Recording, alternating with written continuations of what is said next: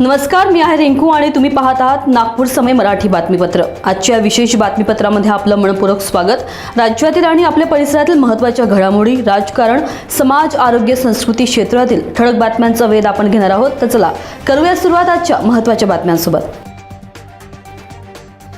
नागपूर पोलिसांनी operation thunder अंतर्गत मोठी कारवाई करत ड्रग तस्करांच्या मुसक्या आवळल्यात। कळमना पोलीस ठाण्याच्या पथकानं मिनीमाता नगर भागात तपासणी दरम्यान एका संशयित MG इलेक्ट्रिक कारची झडती घेतली। या कारमधून तब्बल 5.030 ग्राम मेफेड्रोन पावडर जप्त करण्यात आले असून त्याची बाजार भावानुसार किंमत सुमारे 75,000 रुपये इतकी आहे। या प्रकरणात दोघांना अटक करण्यात आली आहे। पोलिसांनी 15 लाख रुपये किमतीची कार देखील जप्त केली आहे। ही कारवाई पोलीस आयुक्त रवींद्रकुमार सिंघल यांच्या मार्गदर्शनाखाली पार पडली। पंतप्रधान नरेंद्र मोदी यांच्या 75व्या वाढदिवसाच्या पूर्वसंध्येला अहमदाबादच्या मणिनगरमध्ये अनोख्या पद्धतीने उत्सव साजरा करण्यात आलाय।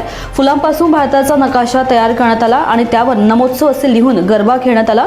या कार्यक्रमाला भाजप आमदार अमोल भट्ट आणि पार्षद करण भट्ट यांनी हजेरी लावली।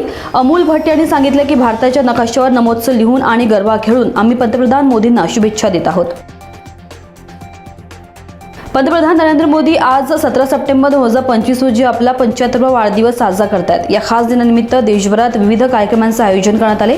भाजपकडून 17 सप्टेंबर ते 2 ऑक्टोबर दरम्यान विशेष उपक्रम राबवले जातील, तर दिल्ली सरकार 75 सेवा प्रकल्पांची सुरुवात करत आहे। आपल्या वाढदिवसाच्या दिवशी पंतप्रधान मोदी मध्य प्रदेशातील धार जिल्ह्याच्या दौऱ्यावर आहेत। येथे ते आरोग्य, पोषण, उद्योग आणि आदिवासी कल्याणाशी संबंधित योजना सुरू करणार आहेत। सातारा जिल्ह्यातील शिरवल तालुका खंडाळा येथे मंगळवारी संध्याकाळी धक्कादायक प्रकार घडला। सरकारी विश्रामगृहासमोर पूर्व वैमनस्यातून एका युवकावर भरदिवसा गोळी झाडण्यात आली। गोळी युवकाच्या हाताला स्पर्श करून गेली असून तो गंभीर जखमी झालेला नाही। मात्र या घटनेमुळे परिसरात खळबळ उडाली आहे। 2 हल्लेखोर मोटरसायकलवरून येऊन गोळीबार करून पसार झाले। संपूर्ण घटना CCTV कॅमेऱ्यात कैद झाली असून आरोपी स्पष्टपणे दिसून येत आहे। घटनेनंतर पोलीस अधीक्षक डॉक्टर वैशाली कडूकर, निरीक्षक यशवंत नलावडे आणि फॉरेन्सिक टीम घटनास्थळी दाखल झाली। प्राथमिक चौकशीत ही पूर्व वैमनस्यातून झालेली घटना असल्याचं स्पष्ट झालंय। संशयितांची ओळख पटली असून गिरफ्तारीसाठी विशेष पथके रवाना करण्यात आली आहेत।